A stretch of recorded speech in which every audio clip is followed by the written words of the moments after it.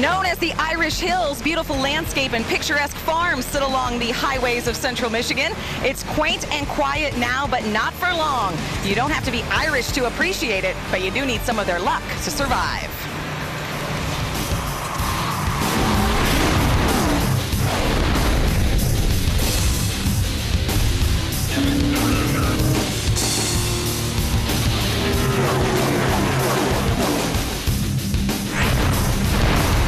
Timothy Peters opens a new chapter in his racing career while Kyle Busch tries to add a page to his winning story. Todd Bodine was in victory lane last week winning the battle, but it's Matt Crafton who is currently winning the Truck Series war. Located about 80 miles from downtown Detroit, the little town of Brooklyn, Michigan is the real motor city today. Michigan International Speedway prepares to host the Flatbeds, who always motor flat out. It's the Camping World Truck Series on speed. This is your setup.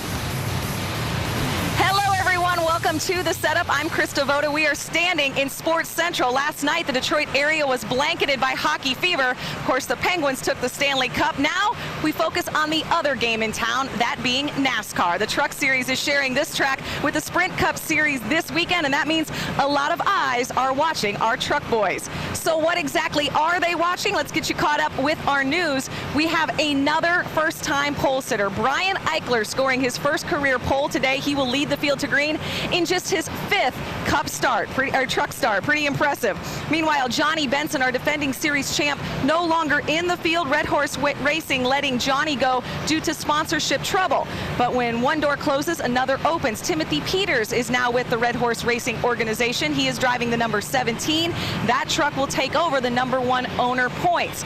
Truck Series crew chief Timothy Peters, his crew chief Chad Kendrick, and his sponsor making the move. Meanwhile, in our tough economic times, belts are tightening. The Sports Business Journal first documenting that manufacturer General Motors and Chevrolet will be eliminating their support of both the Nationwide and Truck Series. Now, Truck Series owners Kevin and Delana Harvick, they declined our interview for a request, but Kevin Harvick, a Truck Series owner, did make this statement. He did confirm that manufacturer support is lost at KHI, although this will require some internal restructuring. He says our commitment to our sponsors to provide the best possible product on the racetrack will not change.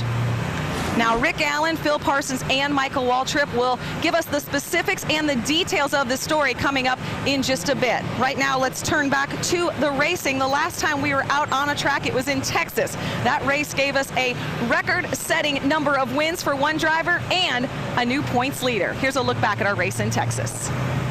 Green flag in the air. We're underway. Still a great battle up front here. Johnny Sauter just in front of Ron Hornaday. Looks like Brian Scotty may have a tire issue. He'd been on the radio the last 2 laps saying he was really abusing that right front tire.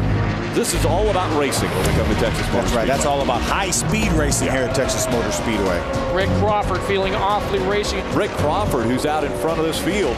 Well, Ron Hornaday is the lead truck. Hornaday turns the wick up one more time. What's going on with Hornaday? He's slow coming to the pits. He's on the apron, Ray, coming towards pit road. Adam? No oil pressure on the radio, so obviously it's a problem under the hood for Ron Hornaday. Disaster for the 33. This the second week in a row. Todd Bodine has got it wound up, and he is on the charge. Todd Bodine still under control. Breaking the bad luck streak that they've had in the 2009 season, Todd Bodine will win at Texas again. 5 times for Bodine.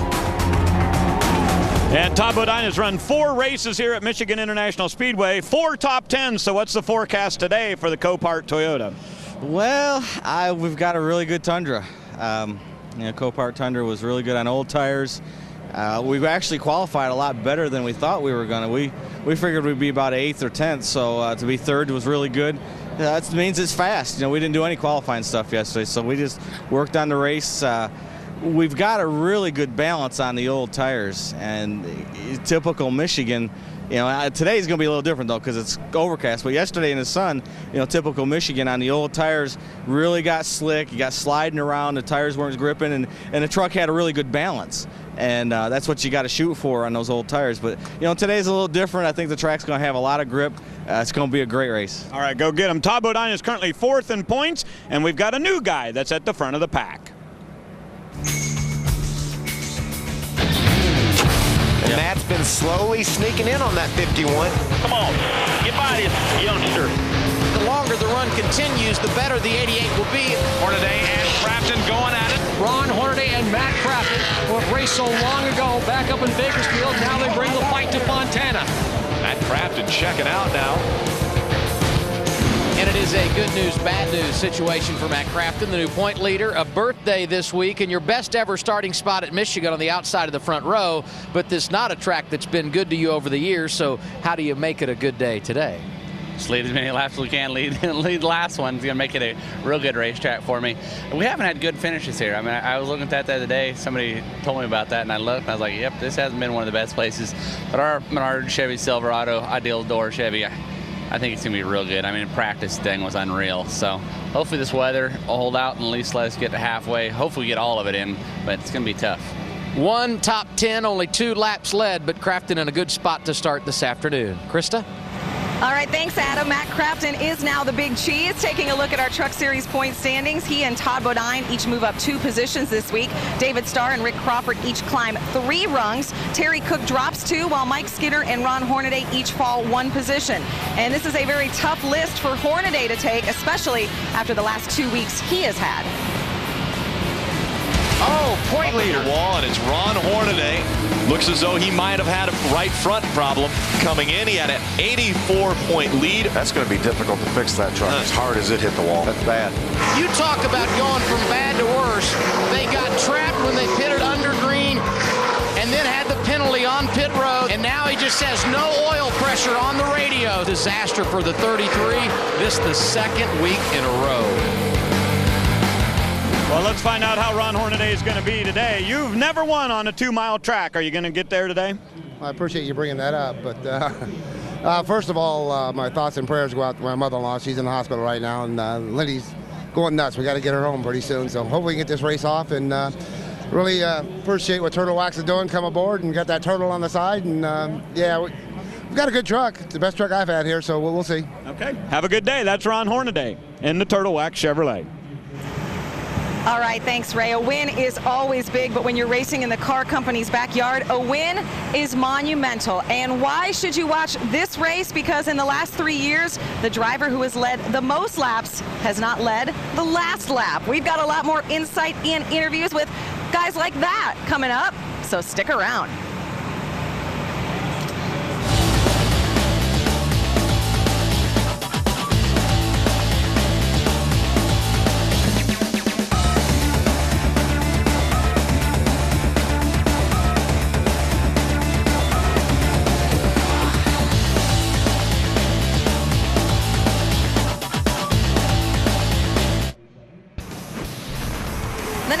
Camping World Truck Series setup is brought to you by Camping World. Visit campingworld.com for the largest selection and best values on fifth wheel travel trailers.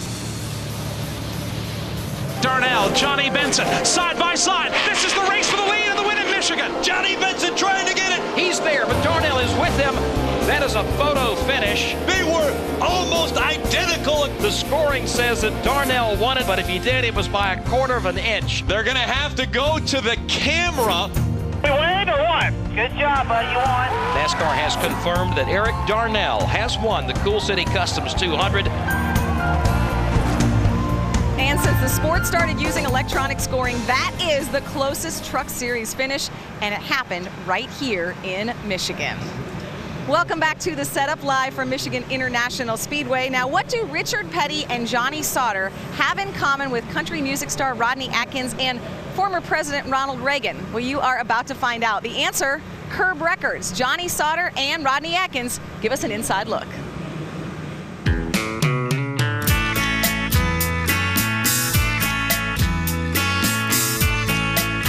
Pretty cool truck here. Thanks, buddy. I imagine you think it's pretty cool. You got your name all over it. So. Yeah, never had my name on a truck before. The record label that I'm on is owned by Mike Curb, and Mike's been involved in racing, I guess, almost as long as he's been involved in music. Mike Curb's obviously, like you said, been in motorsports for a long time, and he's had a lot of impact on a lot of drivers' careers. Guys like Dale Earnhardt and Richard Petty, so he's been a pretty influential guy in the racing world. Checkered flag for car number 43, Richard Petty. Yo, Mike Curb, Richard Petty and Ronald Reagan. Mike was a part of that, was a team owner of that car.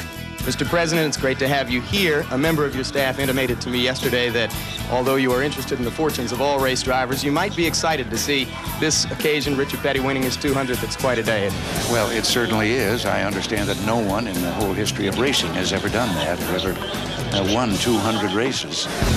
Checkered flag for the 28-year-old Earnhardt out of Kannapolis, North Carolina. This is the car that Dale Earnhardt won the championship with. To win the Rookie of the Year last year and to come in and start this season with such tremendous success is impressive. It must confirm all the fears that the established drivers had last year when they saw him, because at that time they thought this one is going to be a good one. I've only been fortunate enough to win 3 nationwide races, and I was able to win at my home track in Milwaukee and Chicagoland and stuff, but Richmond was probably the ultimate highlight. Sauter drives deep, looking for the win at Richmond. Gives him plenty of racing room. Now he makes contact. Sauter gets into the back of Ben Kenseth. Johnny Sauter's going to win the Funai 250. This is actually the very first car I ever drove for Mike Curb right here. This is the hood I'm talking about with Tim McGraw with a hairy chest hanging out. Obviously, you can understand why people were giving me a hard time. This Viper, holy mackerel. This was actually Leanne Rimes' first car, I guess. Her first car was a Viper? Yeah, her first car was a Viper. And obviously her stand-up back here, so. Oh, I'm on the wall in here. Yeah, there he is right there. Very cool.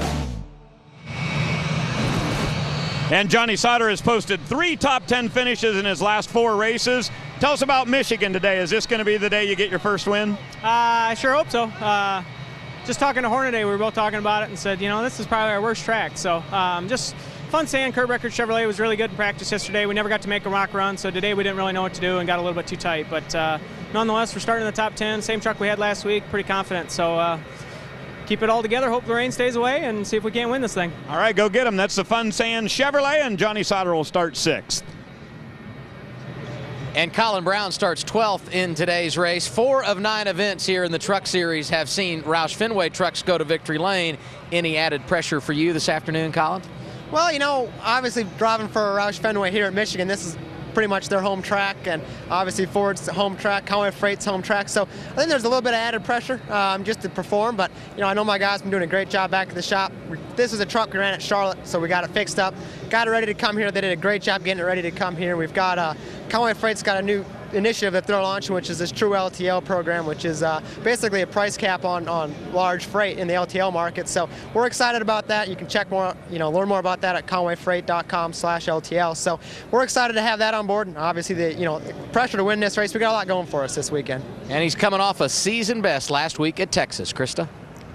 All right, thanks, Adam. Some of the Conway folks actually just walked by on their way to the truck and said hello, so thank you very much for that. Colin obviously racing, as you heard Adam say, for a milestone, but it's not milestones as much as headlines that are really making news and have people talking. Let's head upstairs where Rick Allen, Phil Parsons, and Michael Waltrip are standing by. So, Rick, let's get everyone's take on our big stories. Well, yeah, you mentioned earlier in that first segment the fact that GM has pulled out their sponsorship and their assistance to these teams. Michael, being a team owner, can you explain what the extent of manufacturer support is? Well, if you're a championship caliber team, Rick, you're liable to get money, parts and pieces, vehicles, passenger vehicles to drive, supporting your team, and more, maybe most importantly, technical support, engineering support that these teams lean on heavily. All that's going to go away. It's definitely going to change the way these guys come to the racetrack, Phil. Yeah, they're not going to have as many tools in their toolbox as they did before, but I was around back in the early 70s when all manufacturer support was withdrawn, and I think probably back then, percentage-wise, it was more of their total budget than it is today. I think so, too. We survived then and prospered, and I think we will survive this as well. Yeah, and the other story, obviously, sponsorship going away for Johnny Benson. So Johnny Benson loses his ride here in Michigan, and he was in the top 10 in points. Oh, and a champion. I mean, that's amazing that we're going through these tough times. But, that's what I love about my sport. People are passionate about NASCAR racing. There's bumps in the roads, but these teams, these fans are all going to hang around, and they're going to see a race here today that are going to make them happy that they did so. Our sport will go forward. We will get through this. It's trying times for everyone, not just race car drivers, but everyone, and you have to just deal with it. Yeah, and Johnny is such a great competitor, a great champion for our series, and I don't think it's going to be long till we see Johnny back in this garage or back on the racetrack. And getting back a little bit to the manufacturer support, you know, it may be a blessing in disguise, because right now the difference between the haves and have-nots is pretty great. Well, that may bring the competition even closer if you don't have the tremendous manufacturer support for some of the top teams, and the little guys now may be able to compete as better than they did before. Close that gap just a little bit between, as you mentioned, the haves and have-nots. Krista? All right, great stuff, guys. Yeah, when we want to hear from owners and drivers, we just head up to our booth because we have them right up there. Thanks a lot. So what's going on down here on pit road right now? Well, Kyle Busch has walked towards his truck, stopped to talk to Jason White, and Ron Hornady's team is carrying the giant inflatable turtle for Turtle Wax. There's Kyle Busch walking along to his truck. Busy day. He's going to do the truck race and then try to hightail it to Kentucky for the nationwide event. Well, we still have plenty of stuff to tell you about here in the setup, but before we do, let's bring you one step closer to another one of our drivers. Here's some things about Chad McCumbee you will not find on Twitter.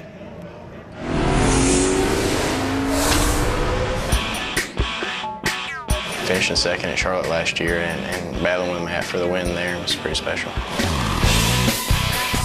One of the very first people in the truck garage that came to help me was probably Todd Bodine. He was the first guy that really came to me that offered advice and not asking. A Nissan Frontier, a crew cab, and that was my first high school vehicle. Probably a contractor. My dad builds homes back at the beach, and that's what I did growing up and going through school. Just all the normal ones, you know. The peanut thing was really bad for a really long time when I was running late models and stuff, because I'm a big fan of boiled peanuts, but anytime we ate them at the racetrack there when we were on late models, we never seemed to run very good. So every once in a while we'd find a lucky penny and glue it in the car, but it only seemed like it was good for like a race, and if you left it in there too long, it stopped working. So. The NASCAR Camping World Truck Series setup is brought to you by Herculiner Truck Bed Liners, where the tough comes easy. The Michigan International Speedway is going green. The track plans to plant tons of trees around their racetrack, sort of a camping theme for the Camping World Truck Series. Welcome back to the setup. You know, Richie Waters, crew chief, had just stopped by and said how good of a truck they have. Well, that's the crew chief. Let's hear what the driver has to say. Adam Alexander is standing by with our pole sitter. His fifth start, Krista, we're talking about Brian Eichler and his first pole, but no one remembers poles, they remember wins. So what's it going to take to go to victory lane today? You know, I don't know. This thing's been, Samsung Instinct Toyota Tundra's been good all weekend. We're starting up front where, you know, clean air means so much on these trucks. So we're pretty optimistic, pretty excited, and hopefully we can get a good race in. Brian Eichler on the pole this afternoon. And let's go ahead and head trackside for today's opening ceremonies for today's Truck Series event. Race fans, at this time, would you please rise and remove your caps for the playing of the Canadian National Anthem by Michigan Representative Joel Sheltron.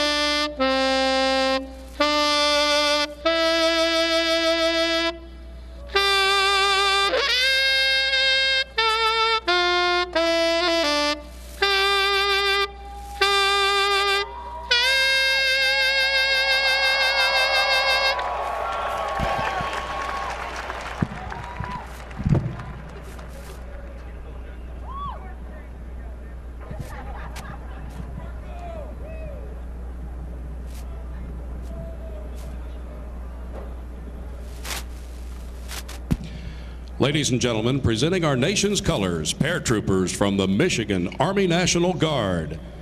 And here to deliver today's invocation, Father Jeff Rose of Lumen Christi High School in Jackson, Michigan. Almighty God, we thank you for this day. We ask your continued blessings upon it. We humbly ask that you hold off on the rain so that we may enjoy this race. Keep our drivers and crews safe. And we ask this all through Christ our Lord. Amen. And now with the playing of our national anthem, once again, Joel Sheltron.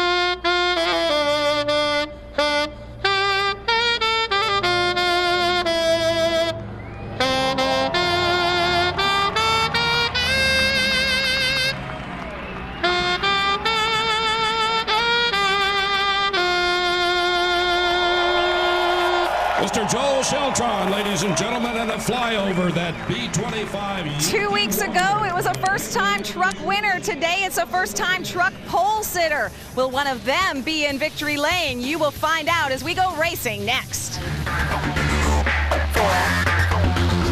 3, 2, 1.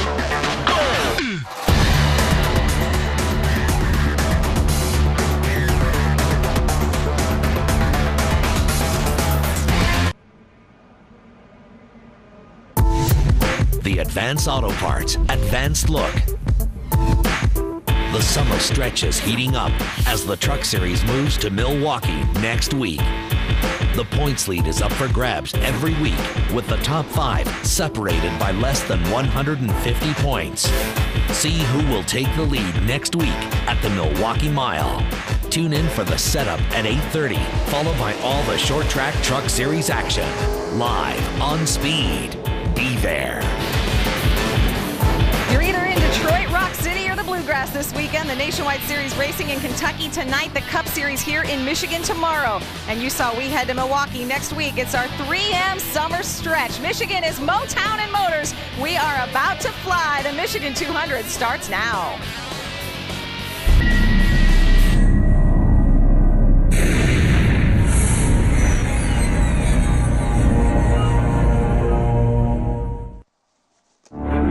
The path has been paved with scores of circumstances. My guess, we're going to see fireworks here very shortly when they turn them loose. Sluggish starts. Falling like a rock from the front row, he's just trying to hang on to stay in the top 10. And dramatic finishes. The Onion made them all cry here tonight at Daytona. Rookie mistakes. James Busher got turned, big crash. Ricky Carmichael just went flying sideways. A first-time winner. Mr. Scott, you just won Dover Motor Speedway, buddy. That a boy. Vicious hits. Skinner gets hit hard down into turn 1. I'm okay. Glad you're talking, buddy. And consistent drivers. This is the house that Busch and Ballou have built. The next chapter opens up at Michigan. Here's a driver you would believe can vie for the championship this season. Welcome to Race 9.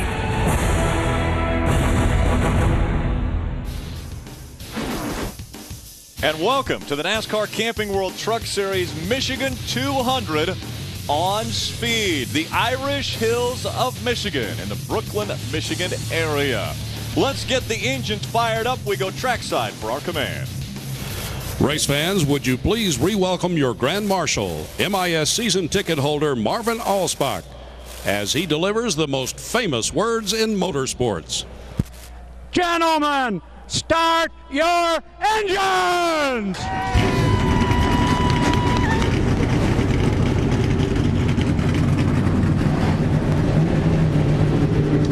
Tracks are all strapped in. The engines are fired up. They'll be rolling out on the racetrack in just a moment. That means next up is the green flag as we're about to get underway with the 9th race of the 2009 season.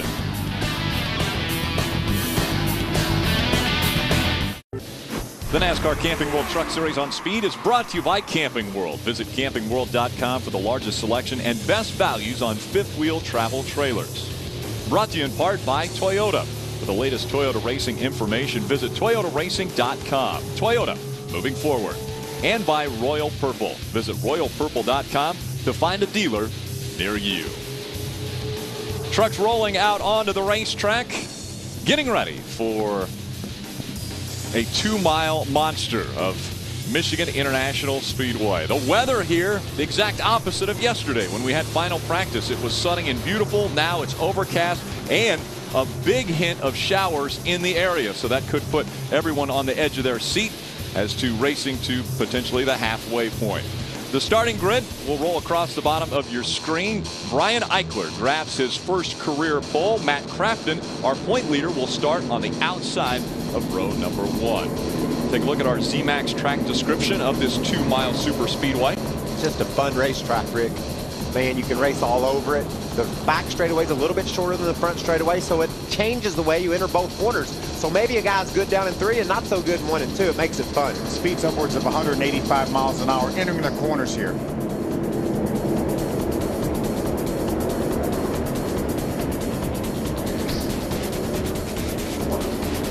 Our Royal Purple race analysis, 40 to 45 laps, the pit window.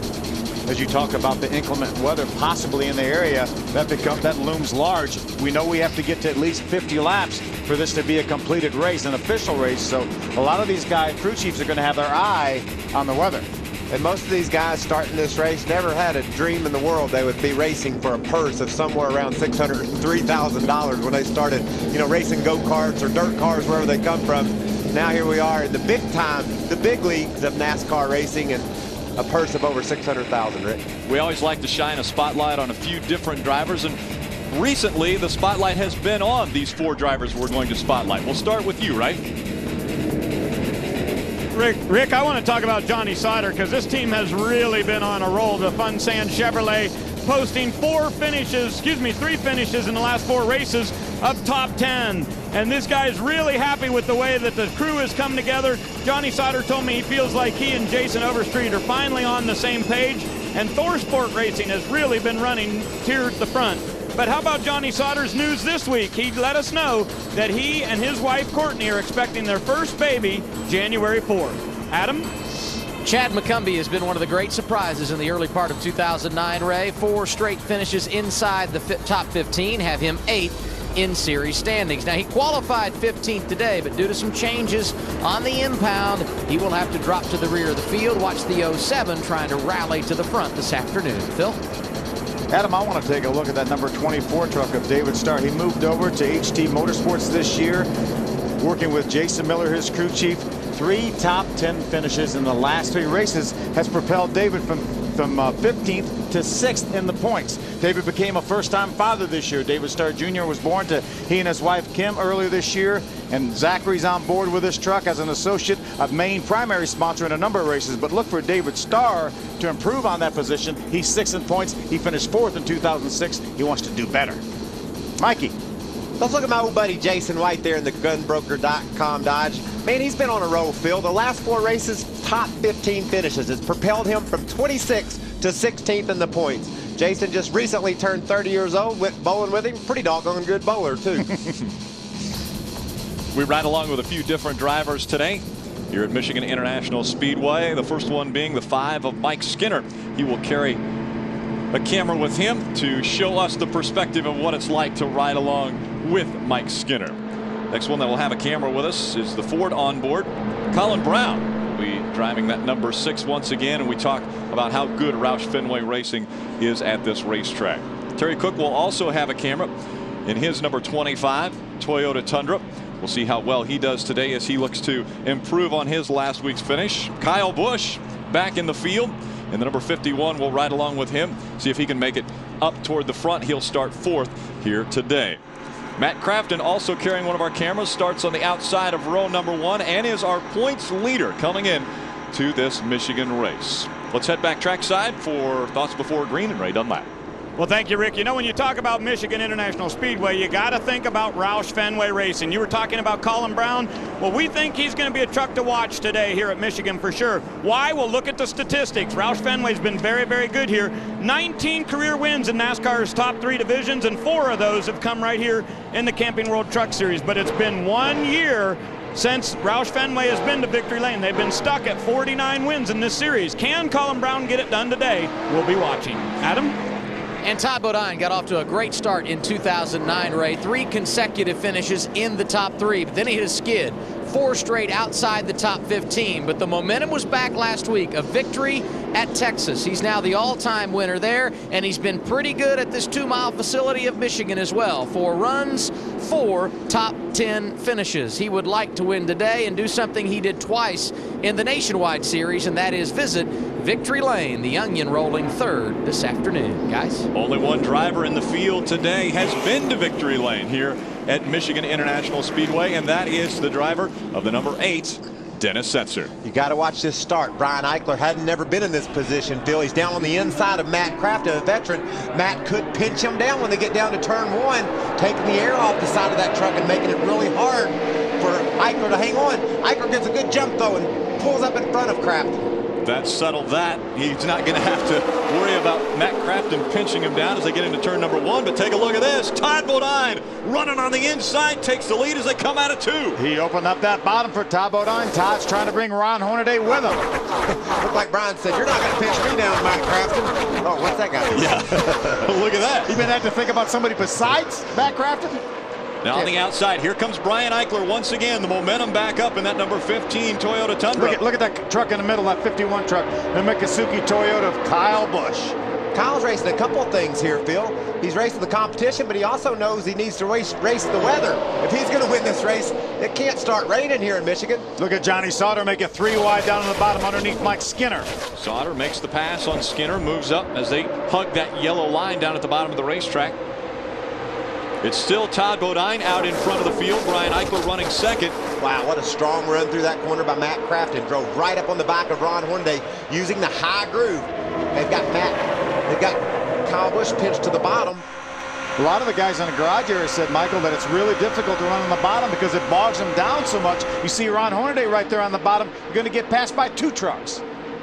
And that was the 51 of Kyle Busch on the bottom of the racetrack that was trying to go by him on the inside, and now can't keep the momentum up as they come through the front stretch, and Ron Hornaday drives right back by. It looks a lot like Daytona. You get out of line and ooh, look at Hornaday continue to wiggle as he enters turn number 1. Man, that 88 truck is strong. He just goes up to the top, drives around the 2nd place truck of Brian Eichler, and has got his eyes set on Todd Bodine. You know, Rick Wren thought he screwed up in qualifying today. Thought he tightened that truck up a little bit too much. But right now, it doesn't look like that truck's tight at all. Looks like it's really, really loose right now. And that should get better as we burn the fuel off. Colin Brown made a nice move, made it 3 wide underneath Kyle Busch in the 51 truck. Makes that pass, so Colin Brown gets by the 51. Now working on fellow Ford driver James Buescher in the 10 just in front of him. What I started to say is the guys in the garage area said it's very difficult to run the bottom and keep the momentum up because of the tapered spacers on these trucks and the fact that they have a little less gear this year than they had last year and they're not turning as many RPMs. Just as you say that. Check the battle out for the lead. Eichler to the inside of Bodine. Brian Eichler moving to the inside. Can he make the pass? Now here comes Todd Bodine with the momentum on the outside. We're going to get a good look at what the outside does. A little bit of a wiggle there by Brian Eichler on the bottom. Had to catch it. Wow, that's a great battle for the lead. Todd Bodine holds on to it. They're all in line when they cross the start-finish line. Bodine, Eichler, Matt Crafton making a charge back up toward the front. He was 2nd at the start of this race. on the outside of row number 1, and now he's got the momentum going. Here comes Hornaday in the middle. Eichler on the bottom of the racetrack. We talked about the top and the bottom. We didn't say anything about the middle. Here comes Hornaday right up the middle. Matt Crafton said he needs to lead a lot of laps and lead the last one. It looks like he wants that lead. Now he's got a little help behind him. James Buescher in the 10 was up behind him. What a battle these guys are raging. 3 and 4 wide here at Michigan International Speedway. That's good stuff right there, baby. The high line continuing to move. Here comes James Buescher in that 10. How about that Buescher? Had a little bit of experience, ran the ARCA Remax race yesterday. Doing a great job here, running right now in a 3rd spot. What do you think of Kyle Busch is thinking? Remember at Dover? They would throw the green. He would just drive right around everybody. Look at Crafton, dive to the bottom. Speaking of driving by, here comes Matt Crafton trying to get around that 30 of Todd Bodine. Man, that's a hard day's work there to get her done on the bottom, Phil. He drives up beside Bodine. I don't know if he can complete it or not, though. Todd may have the momentum on the outside. Look at Crafton. Kyle going to go around the outside of James Crafton Buescher. about spun out down on the bottom. They're going to be 4 wide leaving this turn. Contact. Top, little contact in the middle. 2 Fords trading paint. Only now it's 4 wide when they cross the start-finish line. Matt Crafton checks up, goes back to the high side of the racetrack. Colin Brown stays down near the bottom in that number 6. And Kyle Busch, everything's starting to look normal again. Kyle's driven back around everybody but one guy, so he's closing in on the lead. He got off his start, went to the bottom, couldn't make any progress, dropped back to 6th or 8th. He's slowly around the top, worked his way back to the front. He's found the momentum is toward the wall, so he's been running up a little bit higher. Now we see Skinner ducking down toward the bottom of the racetrack. Eichler staying right in the middle, Matt Crafton up toward the top. Boy, nice run by Mike Skinner on the bottom. Into the wall it looked like, the 51 of Kyle Busch. The battle for the lead was going on. Todd Bodine saw Kyle on the high side, and that allowed the 33 of Ron Hornaday to make the move on the bottom. Did the 30 squeeze the 51 into the wall, maybe a little bit up off 4, and there he goes, Kyle again on the outside. Trying for the lead, here we go, 3 wide as they go out on the backstretch. Out in front now, it's Kyle Busch. Here comes Ron Hornaday. Okay, this is restrictor plate racing, isn't it? That's what it looks like. This is what we see at Daytona and Talladega. These trucks are glued together and racing all over each other. Look at Hornaday dive to the bottom to make it side by side for the lead. Side by side, Ron Hornaday on the bottom, up into the wall. James Buescher in the wall. Brian Scott with him. The 16 of Brian Scott in that Albertsons Toyota Tundra, and the caution flag comes out for the first time today. It almost looked like they got hooked together. And I bet you the truck on the bottom, Buescher, got a little bit sideways. I was just waiting for that to happen. We've seen guys dance around quite a lot. Right? Oh, yeah. That hit hard, though. Man, a lot of damage to both of those trucks. There's James Buescher's Max Force Ford. Tremendous amount of damage, as well as the 16 Albertsons Toyota for Brian Scott. You got to think maybe the 10 was either trying to get in a hole that wasn't there, or he just got loose down on the inside. Got his gloves off. Take another look. Here was 3 wide. Kyle Busch to the outside. And this was earlier when it looked like Kyle was going to get into the wall. Then there's a little bit of contact with the 6 of Colin Brown and the 10 of James Buescher. And then remember we saw the 30 of Todd Bodine possibly squeeze the 51 into the outside wall. Let's see what happens here. Todd gets sideways and has to chase his truck, and that's why Kyle got into the outside wall. And here comes the incident between James Buescher and Brian Scott just a few moments ago. This is a huge hit. You can see Buescher down on the inside of Johnny Oh, he gets Saunders. completely sideways. Gets loose and overcorrects, and wham, Brian Scott minding his own business and gets taken right into the wall. That happened. That came close to happen 3 or 4 times already, Phil, and finally it got away from Buescher. Let's check this out in real time. Look at this hit these guys take. See him completely sideways, and then he just turns hard right, catches Brian Scott. Absolute innocent victim right there. Yeah, right into the safer barriers, and thank goodness for those safer barriers. Look at the debris scattering after that. Watch these trucks hit. Wham! Thank goodness for that softer wall with the safer barrier. Adam, what's going on with Brian Scott? Is he okay? He's okay, I think, but Phil, it was a tough hit, as you guys documented it, and you can see Brian climbing from the truck, waving to the crowd. And they came on the radio and said, "That's a tough hit, Brian, are you okay?" And you could hear his voice shaking. He said, "Yeah, but man, I hit hard." And that's from a kid that is young and pretty athletic, and as you guys documented, thank goodness in this situation for that safer barrier. A lot of damage to the 16 and the 10 of James Buescher. Those 2 trucks involved in this incident, bringing out our first caution at Michigan International Speedway.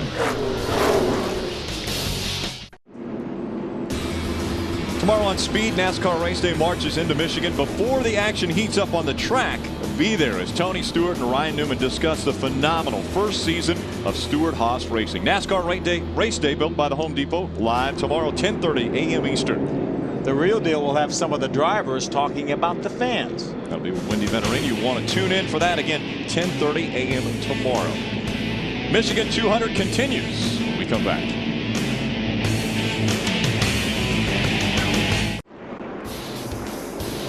Welcome back to Michigan International Speedway. Again, an overcast day here for the Michigan 200. Rain possibly on the horizon. Mario Gosling in that number 12 out in front of the field. He's going to show him a little something, bringing them down to take the green. Mario stayed on the racetrack, did not elect to pit. He's Canadian, like me. I'm 1/8 Canadian, and you know when we get that's up here, why the anthem earlier. It meant a lot Canadian. to me. When we get up here in this part of the country, we get all jiggy with it. There's our lucky dog, Brandon Knupp. Aaron's lucky dog, by the way. They love Canada too. Mario decided he's going to come on to pit road. A lot of pressure. Puts the field back in the hands of that 51 of Kyle Busch. And so Kyle Busch will bring him back to the green flag. It's in the air and we're back underway. Great restart by Ron Hornaday. He's got a bit of a mini run on Kyle Busch. See if he decides to do anything with it. Remember last year here, contact between these two sent Ron Hornaday spinning. No backing off that throttle. The two trucks off the racetrack, Brian Scott and James Buescher, are 33rd and 34th. Now remember, Brian Scott coming in was 5th in the point standing, so a tough points day for Brian Scott. He's had an up and down year, hasn't he? Sure has. The performance has been there, but he's run into some stuff. Well, look at Hornaday get loose again. Has to chase it up the hill. Allows Todd just to drive right on by. As does the 6 of Colin Brown. So Man, Colin Brown. I like this Colin Brown truck. He's made some good moves early in this race, and right now he's up to 2nd. Looks like he might have the truck, Phil. Excuse me, he's 3rd. There's Tom Bodine just ahead of him. Inside corner, inside. They're talking about somebody looking to the inside of Colin Brown. Looks like Mike Skinner has a pretty good truck. He's one of the only guys that's been able to make some ground on the bottom of the racetrack. And Mike Skinner has been good at this racetrack, but has never been able to get to victory lane. Ray Dunlap, have we heard anything out of Kyle Busch? Well, they came in and put fuel in during that caution, guys, and no adjustments, though, at all for that Miccosukee Toyota. Kyle said he's really happy when the truck is on the high side. He doesn't like it down on the bottom, although that's where he's running through the tri-oval right now. Todd Bodine right behind him. They also came in and got fuel that time. No adjustments for the Copart Toyota.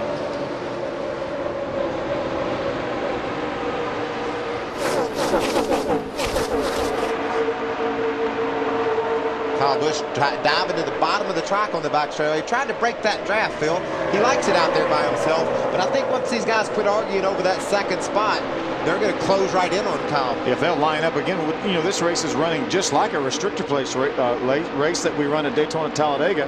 Right now, the best truck of that 4 is Colin Brown, but he can't find his way around Todd Bodine. He's faster than Todd.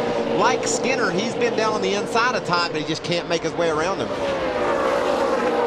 We've seen so many trucks get loose down on the bottom. Mike Skinner's truck looks to be the most stable down there in the bottom. But can he keep his momentum up? Is the big key right now. Can he get by Matt Crafton? Wasn't able to do it, but then the draft moved to the inside. It's going to give Skinner another run.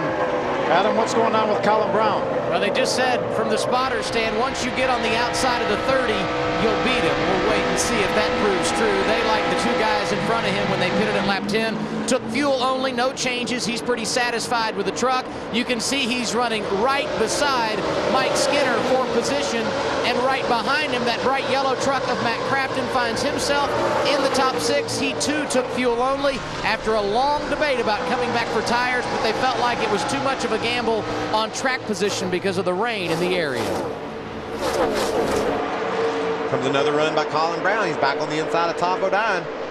I really only saw 1 truck on that entire sequence of pit stops that got fuel and tires, and that was the 23 of Jason White.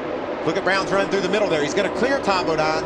Now he's going to try to provide a little bit of company for Kyle Busch. I believe he can get there. And really, that's the first time we've seen somebody on the bottom of the racetrack pull away from somebody up high. This guy here, he can do it as well. He started back in the 13th, in the 12th spot. and drove up right to the front. Look at these guys battling for a spot. Sheriff Fitzpatrick in the 4, just in front of the 14. Hey, just Rick about Crawford. a lap ago, look right side of your screen. You see Rick down on the bottom. Remember, that was his teammate, James Busher, that was down there when he got loose. And look at Rick have to chase that truck all the way up the hill. Almost made contact with JR. JR don't know how lucky he was, because Rick Crawford drove as high as he could, and fortunately JR was able to slip out on the outside. Again, Timothy Peters in the 17. It looks obviously a lot like the one did a week ago, because that's virtually the same race truck. Hey, that truck went to the back of the field for the start of this race, and look who he's racing with, Ron Hornaday already. Right now, Timothy Peters up into the top 10. And we saw Hornaday yesterday in practice. He wasn't that good, Phil. He was down, remember, 16th, 18th on the speed chart, and wasn't happy. That truck kept changing tires, changing the cowl, working on it the whole practice. Well, Timothy drove right by him on the bottom. That looked like a very close call. Ron's been running right in the middle line through the turns, and we're seeing a lot of drivers making the momentum up on the high side. But now the 17 and the 6 we've seen make passes on the inside. Adam Alexander. And you guys talked about the fact that Timothy Peters just went by Ron Hornaday. His teammate just flashed by as well. I'm talking about J.R. Fitzpatrick in that black number 4. Only his second start with KHI. He's been impressive, complaining the truck is tight in the early going this afternoon, Ray. And Adam, for Ron Hornaday, he says his truck has absolutely no grip coming off of the corner. He's okay rolling through the center, but he can't get a handle on it coming off, and that's where Hornaday's losing a lot of his time. Slowly slipping back through the field is the 33 Chevy, excuse me. Yeah, Ron Hornaday is definitely backing up. You could see right through the center of the corner that he just didn't have the speed these other guys did. There's Stacy Compton, the Melling Toyota right there. He's going to just drive around Hornaday on the outside, looks like. Bringing Chad McCumbee with him. Uncharacteristic for this truck and this team, man. They've been on top of it. Not today, though. Chad McCumbee looks to push Stacy Compton forward. Look at the gap between Kyle Busch now and that 6 of Colin Brown. Can he hang on to that lead? Well, we're going to find out. Busch, Brown, Crafton, Skinner, and Bodine, your top 5 at Michigan International Speedway. Thursday night wrecked is all new. O'Hare must tow a bridge across an icy pond. A disaster looms when the ice beneath begins to break. Don't miss an all-new episode of Wrecked, Life in the Crash Lane. Thursday night at 10 Eastern, exclusively on Speed. I can't wait to see what happens. It begins to break. It begins to break. You know that water's cold. Because it's icy. We went away from competition here, and there was a gap of about 20 truck lengths between these two. That gap has closed down, but even a bigger story is there's been a problem with Ron Hornaday when we went away. Ray, what happened? Well, on lap 23, the team came in to pit, and guys, you can see the tire right here. This is the tire that came off of the right rear, and you'll notice there was a cut right here. Hornaday had come on the radio, said, I feel like maybe a tire is going down, and it certainly did. They were lucky to not tear the truck up any more than they did, but it was under green flag conditions, so Hornaday had to pit on lap 23. Rick? Yeah, unfortunate for Ron Hornaday, and what that does for him now puts him a lap down in 23rd. Look at this battle for the lead. Brown is there. Been able just to ease right in on Kyle Busch. It looked like he had the fastest truck early in the race, and indeed he does. Chipping away at that lead, and now getting a little bit of the aerodynamic help. Falling in behind the 51, letting the 51 break the air. Great problems on the racetrack. There's Hornaday involved. Hornaday, as well as the 60 of Stacy Compton, and into the wall. It looks like the 07 potentially of Chad McCumbee. Hornaday's going to get away without a lot of damage, Phil. Yeah, that's Delana, truck owner right there. Stacy Compton, tremendous amount of damage to that Safe Auto Melling Toyota. Looks like a pug. Stacy was running up in the top 15 before this incident happened.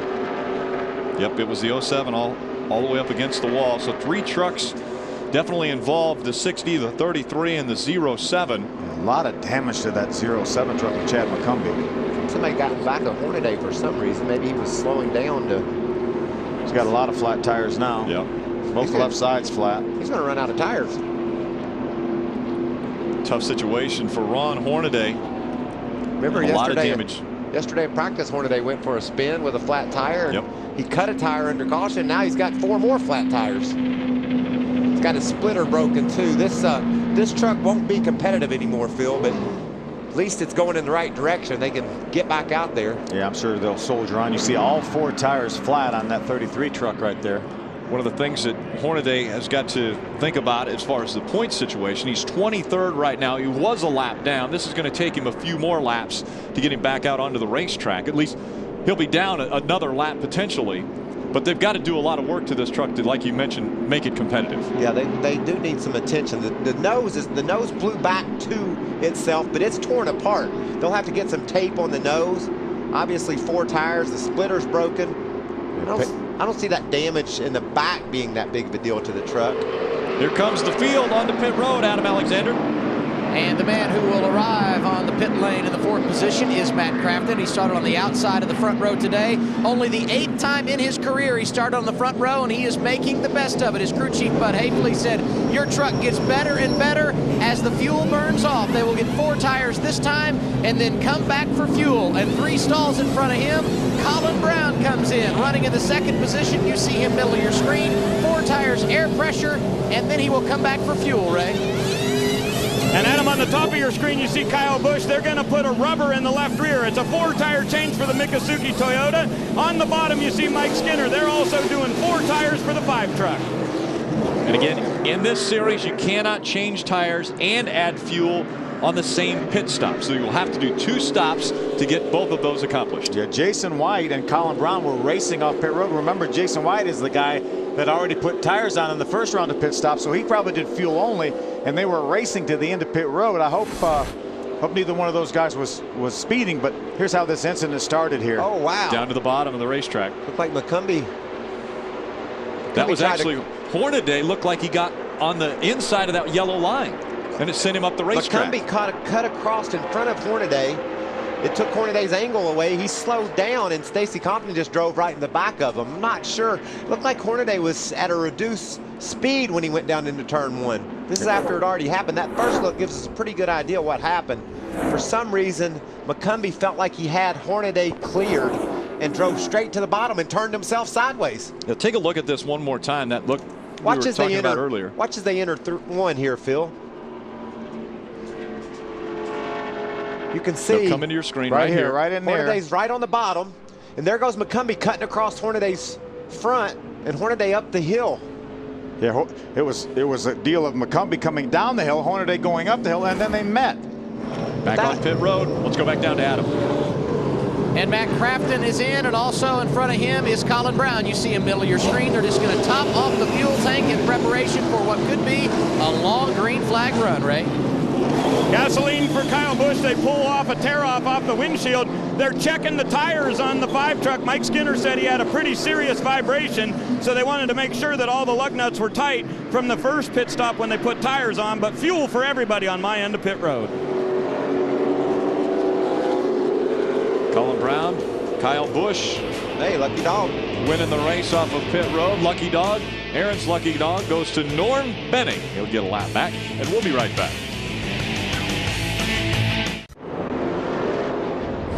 Coming up, live coverage of the 24 Hours of Le Mans continues on speed. Some of the world's best drivers push the limits of endurance as they battle for international glory. Again, live coverage of the 24 Hours of Le Mans is coming up next. And just to kind of whet your appetite, Sebastian Bourdais is leading now, and Peugeot is running 1-2. And they probably don't have, what, another 18 or 20 hours or something like that to run? Yeah, well, and those Audis, they just keep after those Peugeots. They just battle right along. Well, Audi has been pretty dominant as of years past, and so that driver right there running 3rd has run the youngest driver ever to be on the podium at Le Mans, Colin Brown. Colin Brown.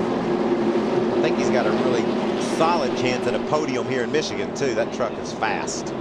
Pace truck off the racetrack, and now it's back in the hands actually of Ryan Hackett, who's in front in the 76. Jason White just behind him in the 23. Jay White looks to the inside.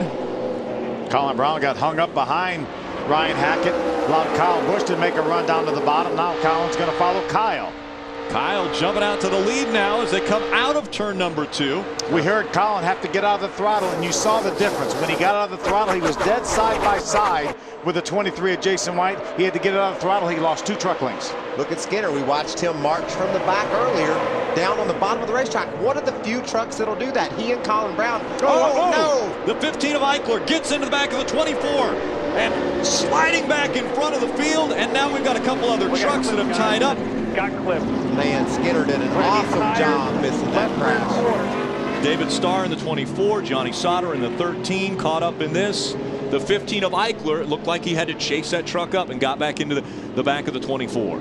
David Starr came out of it okay. Eichler comes out of it okay. Skinner did an amazing job. I don't know how he did it. He's going to have some flat spotted tires, it looks like. He's going to have some tires. He slid through it, but what a great job missing that wreck. He couldn't see where he was going either. Just remember that. You can't see through that smoke.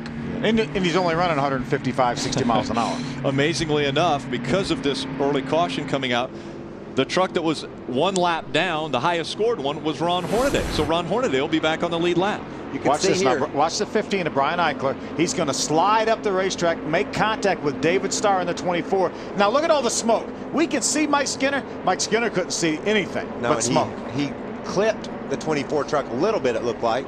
Got through it. You see the 30 made some contact, or had some contact made from the 13.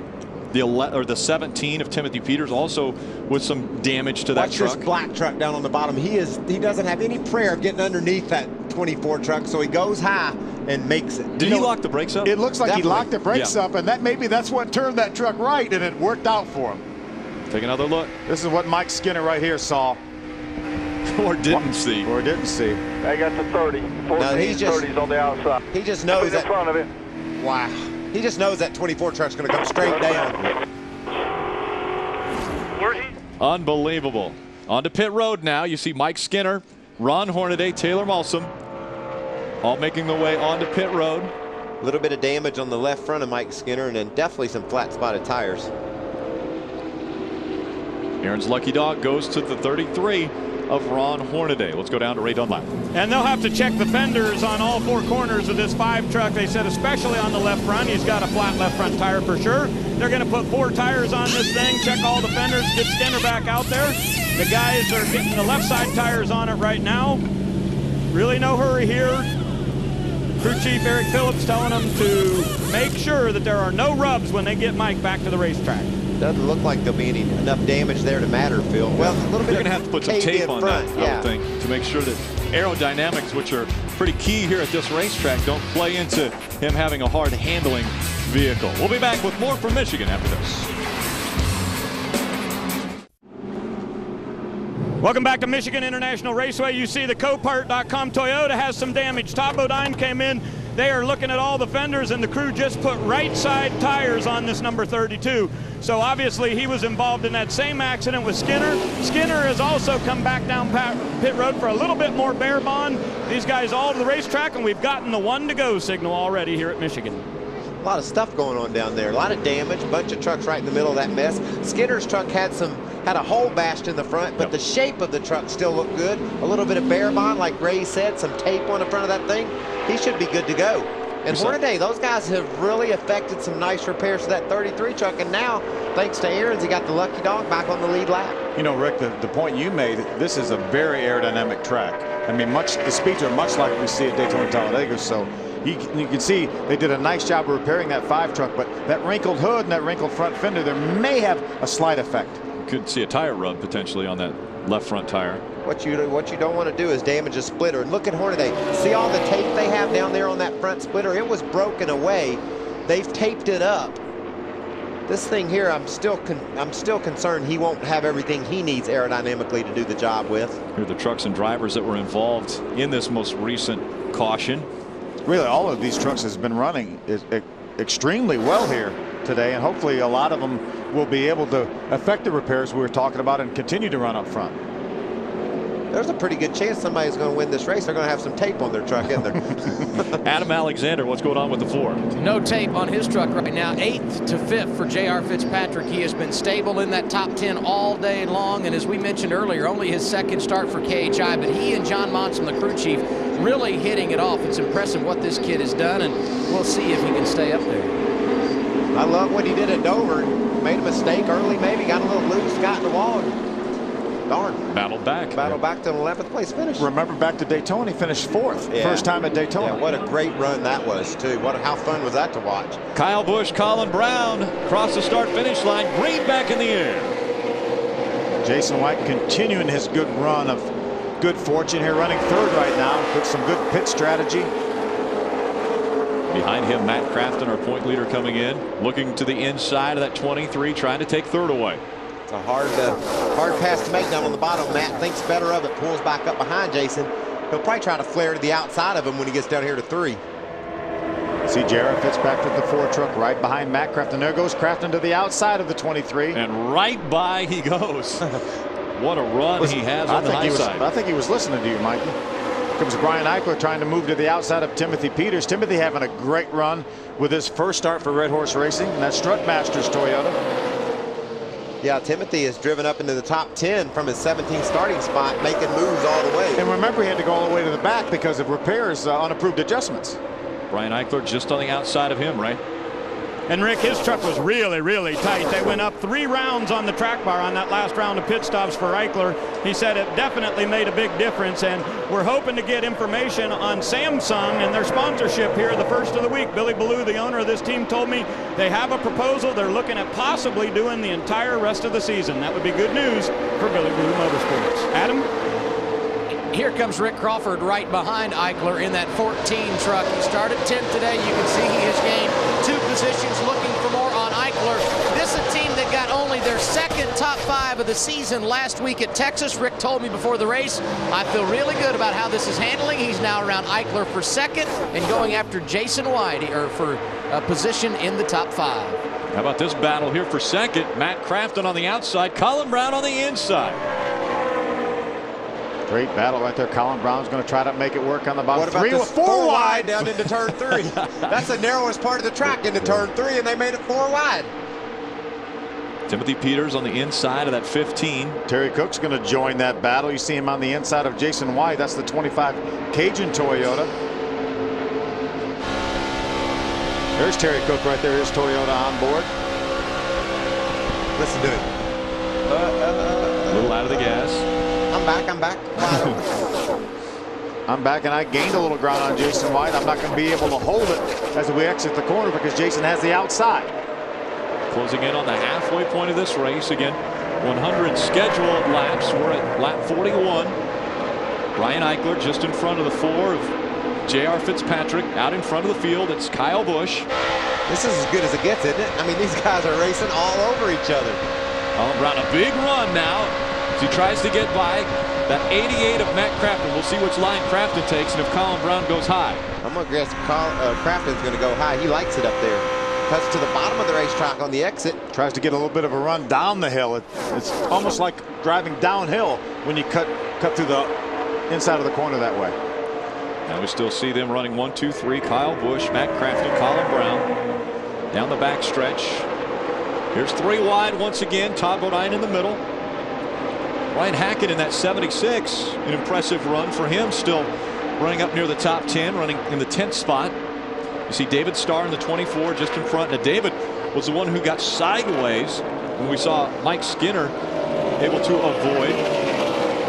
Ray, what are we hearing out of Todd Bodine and how much damage have they got? Well, he talked with crew chief Mike Hillman Jr. and Mike told him he's got the truck back to about 80% of what it was before, and they're going to continue to work on it. But Todd said, I'd really like you to check the camber in the right front. Mike said there's no way we can do that because we can't open the hood. The damage on that truck, if they were to open the hood, they don't think they could ever get it back down. So they're going to try some wedge adjustments on the next round of pit stops. What about this 76 truck of Ryan Hackett? I love seeing that. We've watched him get better and better every week. Right now, he's racing in between David Starr, Todd Bodine. Those are both guys that have won these races. Sideways into the wall, Mikey. Ryan Hackett in the 76 into the wall. We were just talking about a run that he was having, a good one. He thinks he can still go, but I believe he's going to do this. He's got a couple flat tires down. Yeah, he needs to Slow it down. All right, now there you at go. the bottom of the track. Darn, he was doing a great All right, job, too. too. You guys, the right front looks like it's a little damaged. Slow it down as much as you can, Ryan. A couple of laps ago, I saw him get a little bit wiggly through that part of the racetrack. Watch this now. He's got Todd Bodine behind him. He's going to chase the truck up the hill. You can see it start wiggling. He gets sideways and just runs out of racetrack. Yeah. That's a shame. He was giving that truck a great ride, and that just goes to show you he was working his rear end off to be running between Don Bodine and David Starr. He was driving that truck for all it had. Had a top 10 run going for Ryan Hackett. There's the gap, 1, 2, and 3. Kyle Busch, Matt Crafton, and Colin Brown running in your top 3. The second the engines fire today, it has been edge of your seat excitement at Michigan International Speedway.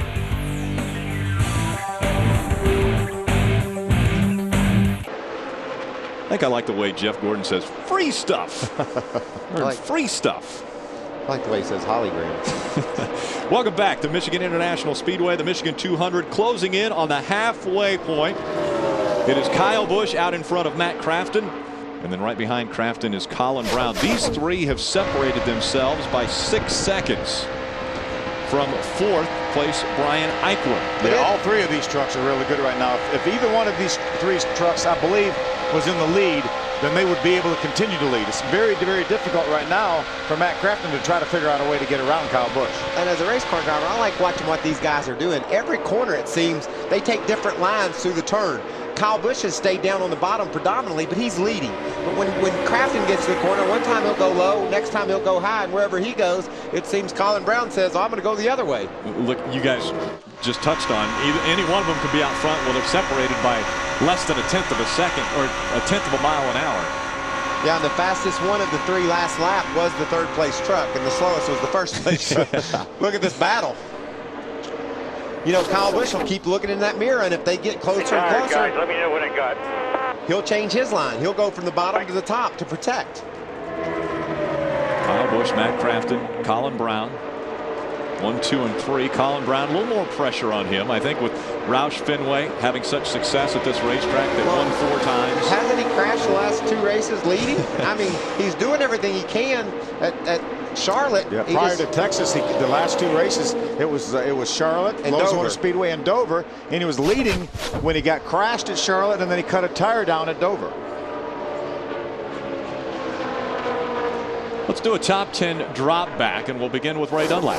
Well, Rick, listening to Kyle Busch on the radio, he's actually a little bit worried about the tires on his truck right now, saying that he's not sure how long a run he wants to go on here. Doug George's crew chief saying we got to get somewhere past lap 60 before we'd even consider it. And so they're continuing to monitor that situation. Adam?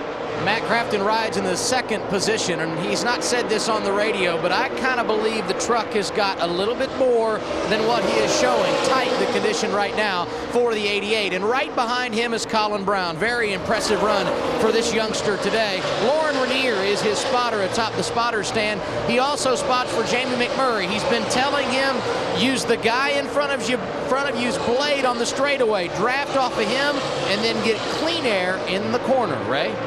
If Brian Eichler was able to finish where he's running right now, it'd be a career best. Remember, he finished 5th at Kansas City, and Billy Ballou very, very high on this young driver. And of course, Kyle Busch with a great interest in Brian Eichler. He believes that this kid is certainly a big part of the future of NASCAR. Adam?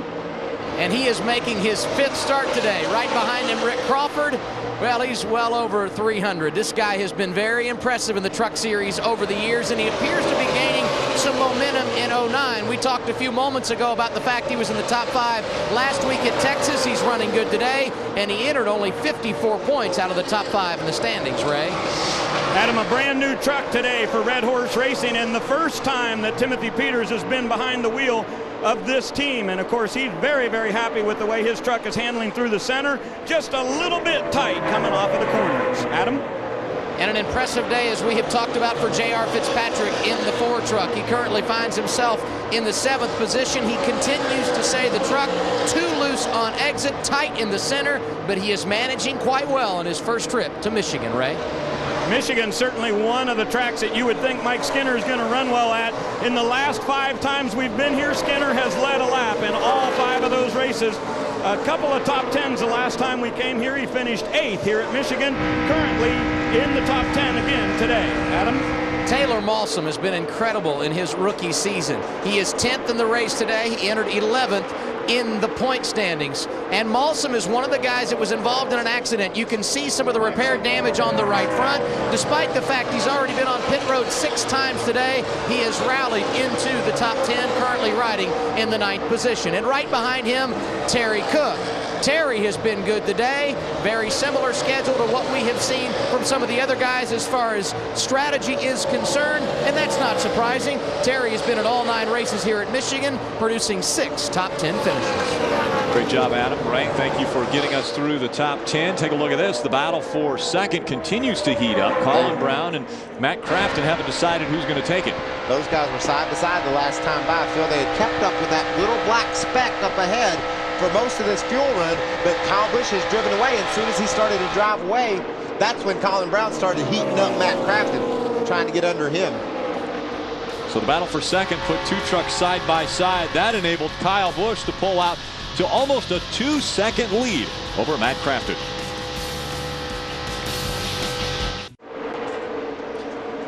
Welcome back to the Michigan 200. Kyle Busch still out in front of this field. Again, about 2 seconds between he and second place Matt Crafton. Colin Brown back there in third. Brian Eichler, Timothy Peters rounding out our top 5. Are these guys thinking there's a caution flag? I was just going to ask. We've had an extended green flag run here. A lot of rain this morning in the area. These guys were probably getting a little bit concerned about those right side tires, weren't they? Absolutely. We heard Kyle Busch said he didn't know how long to run. He wanted, there's the debris right there. I believe that's in the backstretch. But I think right now we're on lap number 59. We've completed lap 58 by the time these guys get to pit road. I believe we're now in our window where all these trucks can make it the rest of the way after this round of pit stops. We talked about that pit window being anywhere from 40 to 45 laps, so they should be able to make it. What about that adjustment they called for on that Kyle Busch truck? It lost them a spot on the track. They put a spring rubber in the left rear. That takes a couple extra seconds, but it was worth it. That truck's a lot better now. Be interesting to see if Crafton and Brown can make their trucks better on with their adjustments coming up. So Kyle Busch out in front. Pit road is closed. We'll be back. Find out what adjustments are made on these trucks. 59 laps complete at Michigan International Speedway, the Michigan 200 for the Camping World Truck Series. We are under caution, and the leaders are on pit road. The first of those to hit his spot, the 88 of Matt Crafton running second. He is tight. They will make a slight adjustment to help his handling and get 4 tires. He will return for fuel next lap. Middle of your screen, Colin Brown running in the top 5. He is a tick free. They will make an adjustment when they come back for fuel, Ray. Kyle Busch gets a little bit of air pressure in the right front. They came in as the leader, 4 tires on this pit stop. Kyle Busch is on his way. Will he be the first one off pit road? It appears yes. Busch came in first, leads first. Tell you what, pit stop's a premium here because there was not a lot of pass. Well, it was very difficult for them to pass on the racetrack. That was between Kyle Busch, Colin Brown, and the 88 of Matt Crafton. Well, Busch and Brown get out in front of Crafton now, so Crafton could have lost the spot even to Brian Eichler on pit road. And remember, they have to come back in, though. We're going to come back in for a little bit of fuel, and that will be enough fuel to get them to the end. So the race off pit road next time is the one that's really going to be critical, because that's how we're going to restart. Trying to figure out how to fix this thing up. They've fallen back since the damage that Todd Bodine suffered. Well, if you live for speed, then you need the gear. Just hit the store at shopspeedtv.com. Get t-shirts, hats, jackets, and more. This is serious gear for serious fans. Go to shopspeedtv.com and your speed gear today. It was almost cool enough this morning up here in the Irish Hills area to need a jacket. I actually wore a jacket this morning. Actually, well, when we left the hotel at the Ann Arbor area, it was actually raining. So the rain had already passed through the track area. And now back onto pit road. Let's get back down to Adam Alexander. And for what it's worth, Rick, you're not the only big baby on the crew. I had a jacket as well. Anyway, Matt Crafton coming down for his second pit stop in this cycle. He got 4 tires and an adjustment on the first stop. It will be fuel only here for the 88, and they should be good to go the distance. 3 pit stalls in front of him. They make an adjustment for Colin Brown, put in 2 cans of fuel, wipe off the grill. He should be good to go as well, Ray.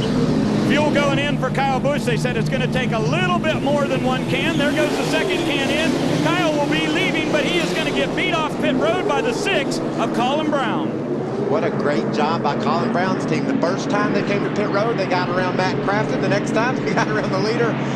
of Kyle Busch, and that looked like one of the faster trucks. He'll have his work cut out for him on this restart, though, Phil, keeping that 51 truck behind him. You know how Kyle likes to go when they say go.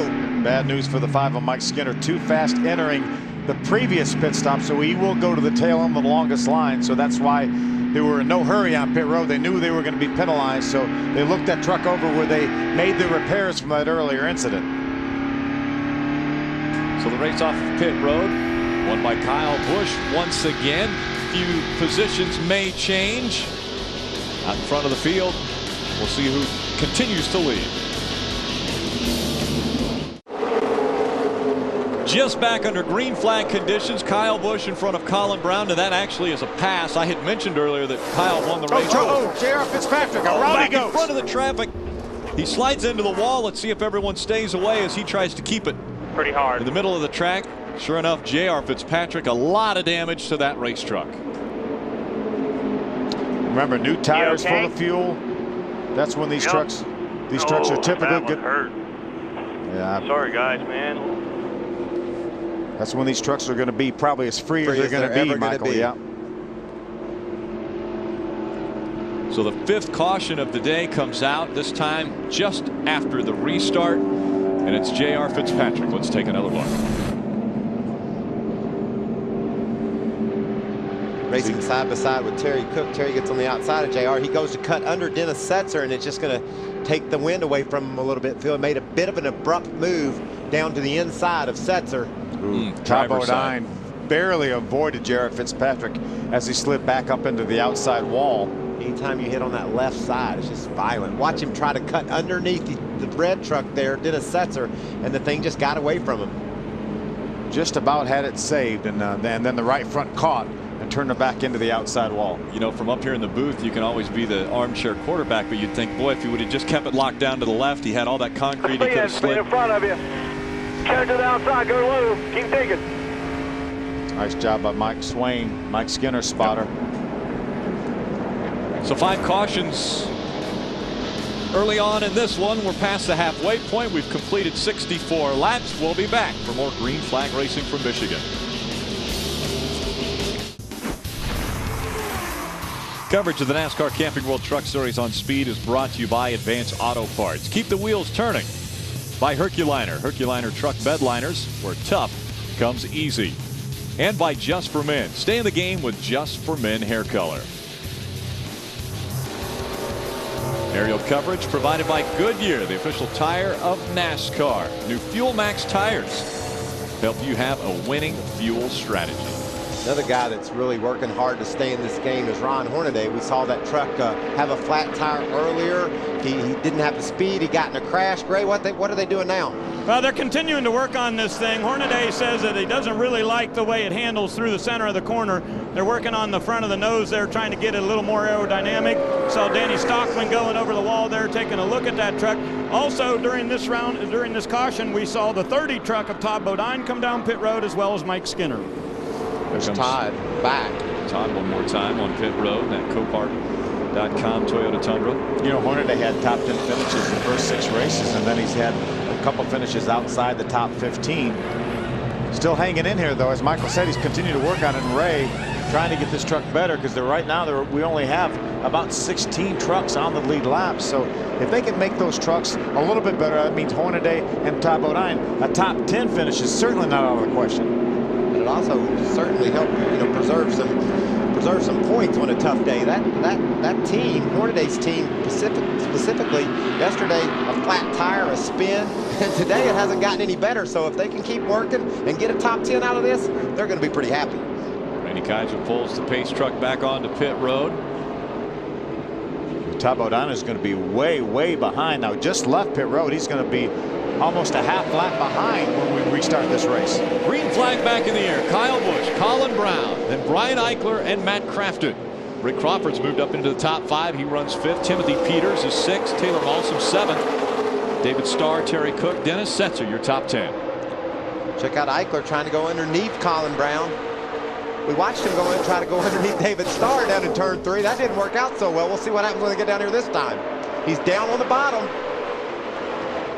Matt Crafton is helping Colin Brown on the outside, giving him some drafting help. Here's a situation right here. He got loose again, Mikey. We've seen that before where Brian Eichler gets a little bit loose and has to chase it up the racetrack. I think he actually chased the front end up the racetrack the first time they had an incident. That time it looked like he was a little bit too free. Start to line up now. Look at the run Colin Brown has all the way to the back bumper of that 51 truck. He's going to cut to the bottom, Phil. Not able to do it right then. Colin Brown just not quite able to get up beside the 51 of Kyle Busch. Kyle was really good through the center of the corner. Good battle back there right behind this group. Adam, what's going on pit road? Well, we're going to talk a little bit about the 6 of Colin Brown, Phil, and his biggest concern is restarts. In fact, he was talking under that last caution about how can I get better at restarts, because that's where he lost the lead. Mike Beam said, don't worry about it.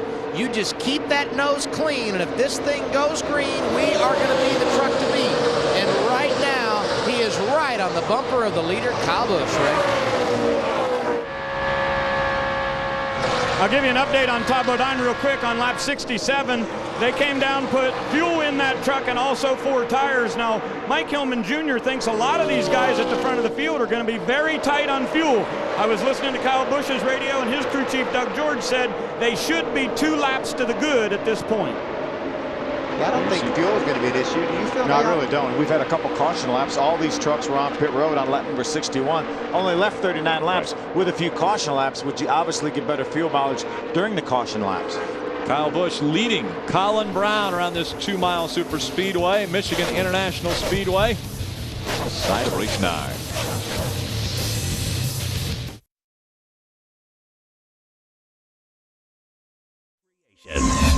Hi, Ray Dunlap here with this week's Camping World Destination Recreation. You know, if you're new to RV and you hear a lot of names and numbers, but I want to give you a simple one, Class C. That's a great place to get started. And this unit behind me is a typical example of that, with the cab in the front and the little part that comes over. Now, a lot of times that's sleeping space for the kids, but some people choose to make it a media center or a place to store the family pet. Now, if you're a small family or a couple of empty nesters, this is a great way to get started. And for right around $50,000, you can start your RV experience. Welcome back to Michigan International Speedway. Kyle Busch in front of Colin Brown and Matt Crafton. We've seen this battle continuing. Colin Brown has been able to close the gap on that 51 of Kyle Busch. We're hearing NASCAR potentially checking for some debris on the racetrack. Again, just like the last green flag run, Phil, these guys just switch around which one of the 3 run the fastest lap. Depending on what kind of gap the 6 gets on the 88 and the 51, the truck in the middle or the behind will be the fastest one of the 3. You know, it's ironic. Adam says we got to have a great battle back there on the right side of your screen. Taylor Malsom right there is in the 5th position. Ron Hornaday has really made some tremendous gains with that truck. Now he's battling Terry Cook for the 6th spot. But I was talking to Mike Beam, Colin Brown's crew chief, in his hauler this morning, and he said that, Colin, look at that move on the left. Kyle Busch checks up. Colin Brown goes by. He's got the lead. Wow. I don't think Kyle Busch thought that the 57 of Norm Benning was going to force him down that low. He had to get out of the throttle, and that opened up the outside for Colin Brown. But I was talking about the restarts, and he said, Mike Beam said, for whatever reason, Kyle Busch can get the absolute maximum out of his vehicle, truck, car, whatever, on a restart. Obviously, he does it about every lap, but he can really get the maximum out on a restart. But watch this now. Watch Kyle Busch. He's going to go down to the bottom. He thinks Norm Benning's going to give him some room. Then he has to go lower and lower and lower. Has to get out of the throttle, and Colin Brown just sails by on the outside. What a great opportunity for Colin Brown. He keeps that momentum up, goes on the outside of Norm Benning, and now takes the lead away. Here's Colin's view. Colin's thinking, I don't know if there's room over there or not, Kyle. We've seen Kyle race on the apron before. He's okay with that. That was the move of the race right there, all clear. New leader of the 6. Yeah. And that may be the move of the race. If Colin Brown, we felt like whichever one of these trucks got out front, Mikey, and the clean air was going to be able to continue to lead this race. That could, in fact, be the move of the race, especially if this race goes green. We know how good Kyle is on restarts. We just talked about it. Right now, Colin Brown wants some green flag racing, but these guys want to make it 4 wide. 3 and 4 wide again. Look at that, the MIS. The truck in front of them, Ron Hornaday. Oh, watch Skinner. He's going to have trouble making that turn. Gets a little bit tight in the center and almost runs to the side of Terry Cook. Ron Hornaday's team they've stayed in the game today, baby. They're in the top 5 now with that 33 truck after all the problems he's had. Unbelievable work for the 33 crew. Get him next time. That's a Skinner spotter, Mike Swain. Adam Alexander, what's going on with Taylor also? You know, he has been very impressive here today. He's been in the top 10 3 times this season, and a moment ago was riding 5th, so perhaps he could get his first career top 5 today. You see they have some damage there on the right front, but despite the fact they've been on pit road a number of times this afternoon, this young kid continues to soldier on in his first ever trip to Michigan. He is quite a talent out of this rookie class. And then just behind him on the racetrack, you can see the 25 of Terry Cook. Terry has been impressive today, despite the fact he has a tight race truck, but they've worked on it. You can see his progress. Started 21st and currently finds himself in the 8th position, right? And Adam, what a great run today for Timothy Peters. You know, I talked to him about this opportunity, and he said it's really about being in position to have the equipment under you each and every week. And he obviously has a really good truck today with Strutmasters on the number 17. But realize, he said, whenever he's been on the big tracks, on the 2-mile tracks, he just hasn't had any luck. And that's all he needed today was a little bit of luck. Currently, the 17 staying in the top 10. Now back to the front of the field, guys. I want to talk a little bit about Kyle Busch. When we think about the races here at Michigan, how about this? In the last 5 races here, 4 of those times, the guy who led the most laps in the race did not win the event. And one of those was Kyle Busch. 2 years ago, he got beat by Travis Kvapil on the last couple of laps. And guess who Travis drove for? Jack Roush. It might have been that very same number 6 Conway Ford right there that Colin Brown's driving. Roush Fenway looking for their 5th win at Michigan International Speedway here in the backyard of the auto manufacturers. Can Ford find another win at this racetrack? We'll find out.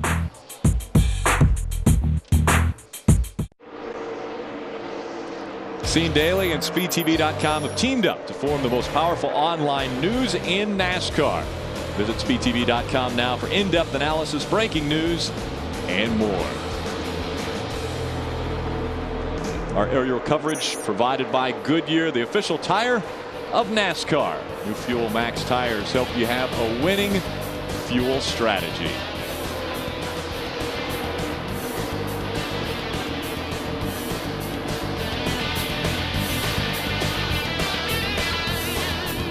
Colin Brown still with a half-second lead over Kyle Busch. We'll be right back. 3 races ago, Lowe's Motor Speedway, Colin Brown is leading the field. Kyle Busch running 2nd. Kyle Busch gets into the back of the 6 and into the wall. Colin Brown goes. How close was he to winning at Lowe's Motor Speedway? We'll never find out.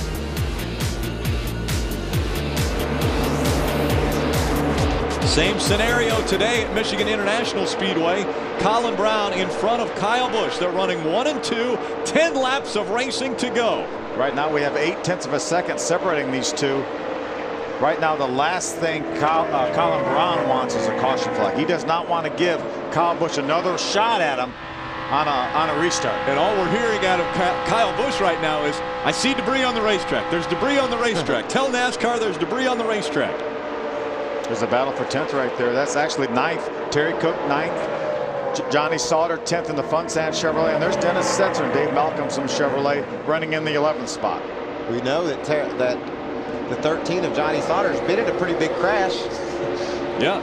Right in the middle of the field, as has several trucks that have fought their way back into contention. Ron Hornaday's currently running in the 5th spot. Check out Brian Eichler trying to get under one of our strong trucks from earlier in the race. Matt Crafton's truck's gone away a little bit on him, Phil. You got to make sure that Brian Eichler doesn't get loose down here on the bottom when he's underneath underneath Matt Crafton, Adam. And Matt Crafton has been complaining about the truck being very tight. He said he's moved all over the racetrack trying to help the handling of the truck, but it just gets slower. And now that slowness has resulted in a position. Brian Eichler flashing by on the inside, Ray. Brian Eichler's teammate is Kyle Busch. Busch running in 2nd right now, and he has said on the radio, I've got absolutely nothing for Colin Brown. I'm stuck right here. And he says he does make up a little bit of ground in 1 and 2, but then he gives it all back when he exits off of 4. Adam? And it was really funny on the radio a moment ago. If you'd been listening to Colin Brown, you would have loved it. Lauren Ranier, his spotter, said, "Don't nothing. You run your..." Well, a little technical difficulty there with Adam Alexander's radio. The microphone. We'll try to get what was said on the radio there. See Colin Brown, Brian Eichler is going to, looks like, finally complete that pass at Matt Crafton field. They used the 84 truck of Fontaine to make that move stick this time. He couldn't quite ever clear Crafton, but now is up in front of him and solidly in that third spot. You can see the leaders. Yeah, he can see the leaders up ahead, but he knows there isn't any catching them if the caution flag doesn't wave. And Colin Brown right now is running about 0.3 of a second faster than Kyle Busch. Adam, you want to try again? I'm going to give it a shot. I thought maybe I said some kind of foul word and they bleeped me out there. They said don't let Kyle talk you into anything running in the second position. You run your line, hit your marks, and you will win this race. And right now, Colin Brown, less from 6 laps from accomplishing that goal. Colin Brown on his way to winning his first ever Camping World Truck Series race. It's been quite a few races. He's been in contention a few times, and like we talked about, Lowe's Motor Speedway, the most recent, where it looked as though he was going to be solidly in position to battle for that win, and then got actually taken out by the 51. And we know how much winning at this racetrack in the backyard of Detroit means to Jack Roush. Yeah. We've seen it on his face when he's been fortunate enough to win here with Travis Kvapil. Last year, or 2 years ago. Let's just throw the 50th one he's won also on top of that. Yes. Winning his 50th race right here in his own backyard. The Camping World Truck Series has been good for Roush Fenway Racing. They have had success with so many different drivers. Greg Biffle won 16 races. Mark Martin has won 7. Carl Edwards won 6 in this series. Kurt Busch also won 4. Problems at the left rear of the 13 of Johnny Sauter. He's trying to hang on to it. Got a left rear flat. Right or left? Man, you can see what a handful that is, Phil. He's just trying to get back to the pit. Going at that speed, though, he's going to tear the tread off that left rear tire, which could cause a caution. There's a battle for 5th. Mike Skinner just got by Ron Hornaday for the 5th position. That's an awful aggressive speed to be running there with a flat left rear tire. He may even spin out at that speed. Look at him completely sideways. Trying to hang on to it. I'm sure Kyle Busch is hoping that he would spin out. He's able to keep it down on the bottom of the racetrack on the apron. Now he's going to try to get onto pit road. I believe he's going to make it without putting any debris on the racetrack, so Colin Brown's folks can breathe a sigh of relief.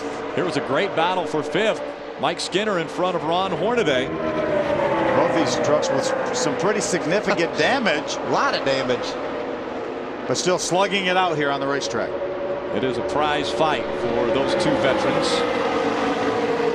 Skinner takes away the 5th spot. That's a big deal, getting the top 5, and he just took it out of Ron Hornaday's hands, and now Hornaday's got to deal with Taylor Mawson and Timothy Peters, who are right up on his tailgate now. Coming up on 2 laps to go for Colin Brown. We've heard Kyle Busch say, I've got nothing for that 6. There's Jack Roush on the left side of your screen. Again, could be the 50th win in the Camping World Truck Series for Jack Roush and his organization. Just think about this Colin Brown kid, what he's accomplished lately. 2 out of the last 3 races has been in the lead when he's had trouble. Great runs for this guy. And then he finished 3rd last week, which matched his career best. But 2 laps to go. Look at Taylor Mawson get by Ron Hornaday for the 6th spot. Taylor Mawson up into the 6th position. A great run for that 81 team. Ron Hornaday, even with all the damage, still holding on to a 8th spot. That Taylor Mawson has only been out of the top 50 1 time this entire season. Coming down for the white flag for Colin Brown. One more lap. The white. You have a couple slow ones up here, 1 anyway. One more time. That's a relief right there. At least he knows if the caution flies, he's won the race. So he's got a big enough cushion over 2nd. He can just run 3/4 speed over this next lap and win this race.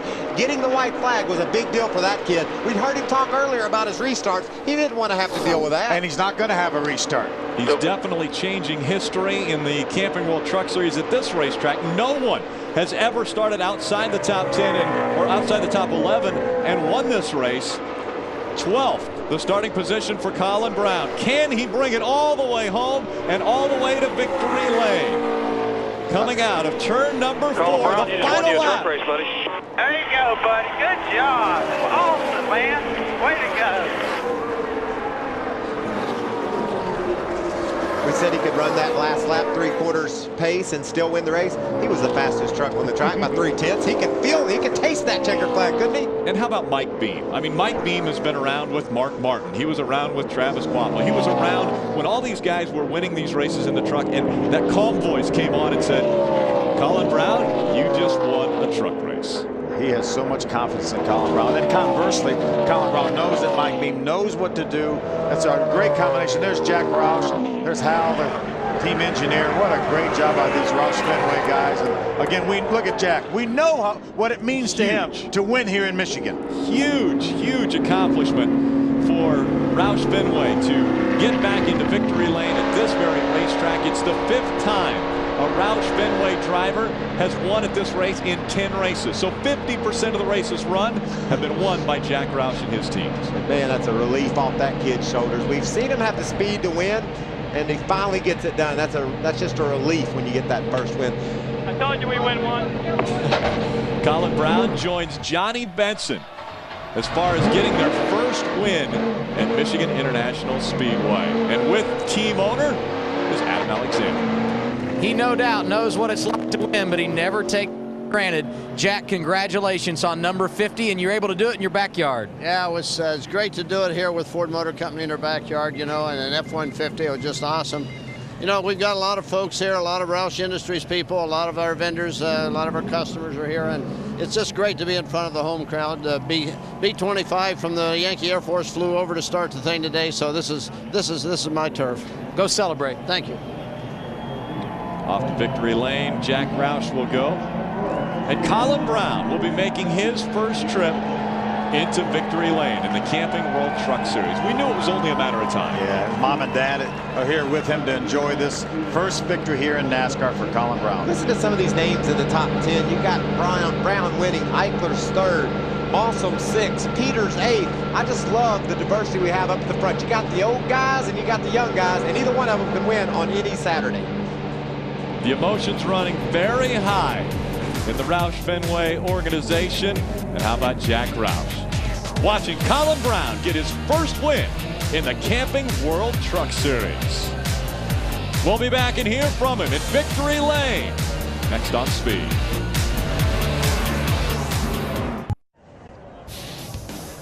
Welcome back. Colin Brown celebrating in victory lane for the first time in his young career in the Camping World Truck Series. Let's hear from him. We go down to victory lane.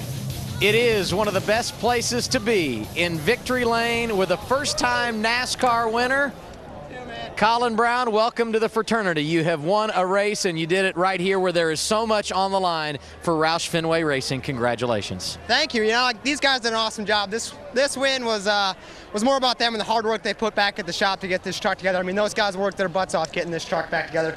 Really fast truck. You know, it's so cool to win here, being the 3rd guy, I guess, or the 3rd straight guy to win here for Roush Fenway, getting their 50th win. You know, these guys did a heck of a job. Thanks to all the fans for being out here. And, man, I love this racetrack. That was awesome. Did you wonder when it was going to happen? Because you've had so many things that have gone wrong for you last year, this year, and now to have everything come together. How does that feel? Oh, it's awesome. You know, these guys have worked so hard, and we've been close to the last couple races. You know, obviously had the problem with Charlotte Tire going down at Dover, so we've been close. We had good runs. We've had awesome trucks. My crew chief, Mike Beam, and my engineer, Hal, those guys done an awesome job giving me fast trucks. And I just get to be the lucky guy that gets to go out there and hold it wide open and drive around. And luckily, Kyle got a little botched up in traffic there. We could get around him. But, you know, big thanks to Jack Roush for sticking with me. Obviously, we had a bit of a tough year so far, but I know we're on a roll now. Were your fingers crossed as Mike Skinner, the veteran, comes over for some congratulations? I told you. Yeah, you told me. Good job. Thanks. How concerned were you we'd see a caution in the closing laps and you would have to go through another restart with Kyle behind you? Man, I was worried. You know, I struggle on restarts. I got a lot to learn getting my restarts better, but, you know, it's great to have Roush Yates' power. You know, once we got going, we could stay with him, and I feel like, I don't know if we would have beat him there at the end, but we were pretty close, and, man, it was a great race, though. Number 50 for the boss, number 1 for you. Congratulations. Thanks, Adam. Ray Dunlap. Well, the fastest truck doesn't always win the race. That's certainly the case again today, Kyle. always the case with me, right? Unfortunate, you know, there had a lap truck that couldn't hold his line. I tried to go low. There was a lane there. When we went into the corner, it closed up. My fault there, and screwed up. That was a pass for the lead. That was the win. You know, whoever got out front, it seemed to be, was able to hold it. So very frustrating for us to finish second once again, but the Miccosukee Tundra was awesome. Thank Doug and the guys. Best it's ever been here at Michigan, and you know, now we'll take it and go on into Kentucky and finish second there. Go win one, will you? Kyle Busch finishes second. Celebration in victory lane continuing. What a great opportunity. The family here with Colin Brown, mom and dad giving him the hug. Finally in victory lane. He's been so close. And Jack Roush, team owner, celebrating right alongside. It took him 35 starts to get there, but Colin Brown makes it to victory lane.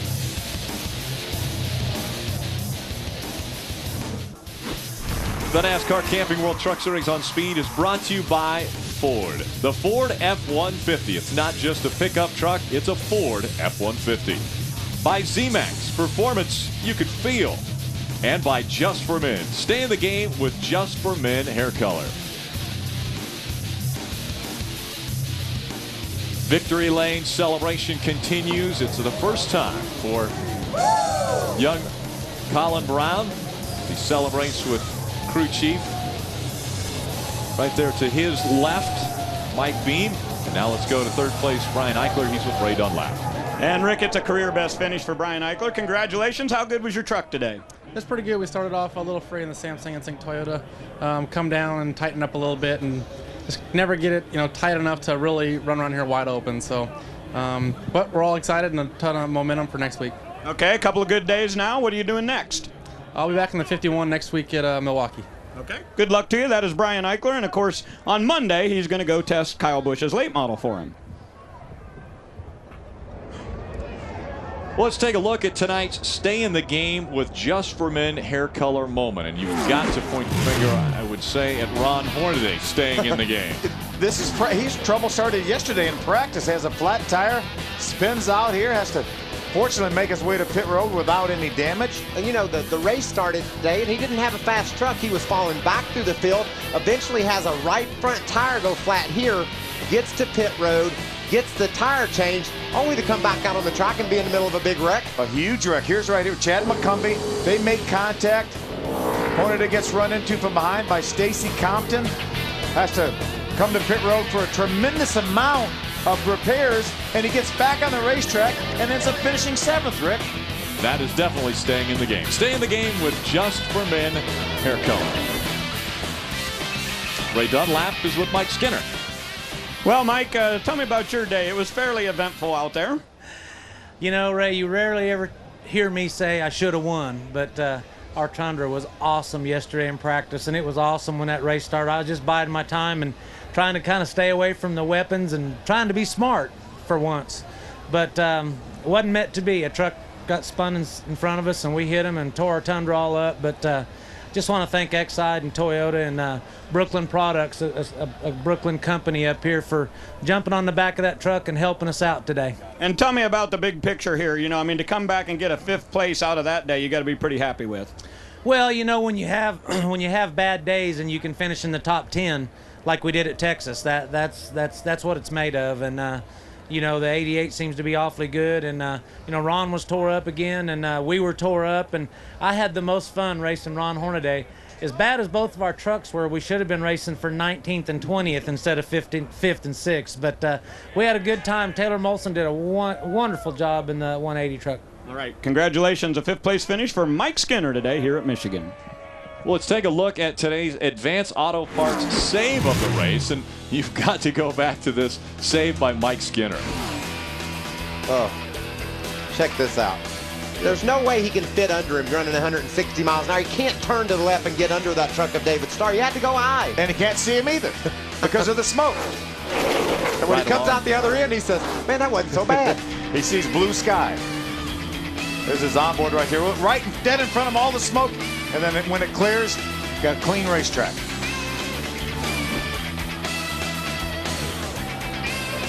Colin Brown big smile on his face because he's got the trophy in his hands. Winning the Michigan 200 here at Michigan International Speedway.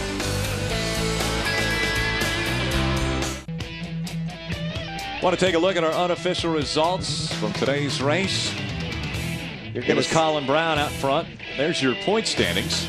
Matt Crafton, 39 in front of Ron Hornaday. Even a difficult day for Hornaday. What a great championship battle we have there. Skinner's crept right into it. Look at those names up the top. Guys who know how to win this championship. Yeah, 4 drivers are within 97 points right now. Great battle, as always, in a Camping World Truck Series. Now let's take a look at those unofficial results from this race. Colin Brown again getting the win. Kyle Busch finishes second. His teammate Brian Eichler finishing third. As you said, I love the names on this list. Taylor Mawson with a career best. Timothy Peters, first time for Red Horse Racing. He comes home with an 8th place finish. 13 end up on the lead lap. Todd Bodine 13th. Didn't have to go back but to the 3rd spot to find somebody that had a wreck. And then 5th, 6th, all those guys were involved in stuff that made their days long, but they were able to persevere through it. Yeah, James Busher and Brian Scott, 33rd and 34th. Tough points days for both of those drivers. Let's go to Adam Alexander. And Matt Crafton finished second last week at Texas. You said you would have given up the point lead for the win. Today you're 4th, and these are the kinds of runs you need if you're going to win a championship, my man. Yeah, it's definitely the runs we need. I mean, it's just a shame. We've had such a good truck the last 2 weeks in a row. And today, I mean, it was all our fault. I mean, we just got behind on our changes. Track changed a good bit from yesterday. The sun was out when we practiced and cooled down so much. Track tightened. I mean, it seemed to me tightened up quite a bit. And we were off on it a little bit, and we chased it all day and we missed it. But, I mean, all in all, it's a good point to stay and keep our heads up and go to Milwaukee and see what we can do there. When you can be off and finish 4th, that is good. Crafton the point leader as we head to Milwaukee. Colin Brown, he's like, all right, anybody else want to get a picture with me? I'm having fun right here. I don't want to leave victory lane. Who wants to talk to me? Yeah. Everybody else left. The truck's gone. All his crew's gone. But what a great, there's some Conway folks there. A lot of Conway folks in attendance today for this big win. Y'all gather around and take a picture with me. The B-25 flying over. It's the Milwaukee Mile, the next stop for the Camping World Truck Series and the Copart 200. That's Friday. Coming up for the Camping World Truck Series. Coming up here on Speed, 24 hours of Le Mans. As a matter of fact, bonus coverage you'll be able to see right after the commercial break. Thanks for joining us once again here on Speed for the Camping World Truck Series. Colin Brown wins at Michigan.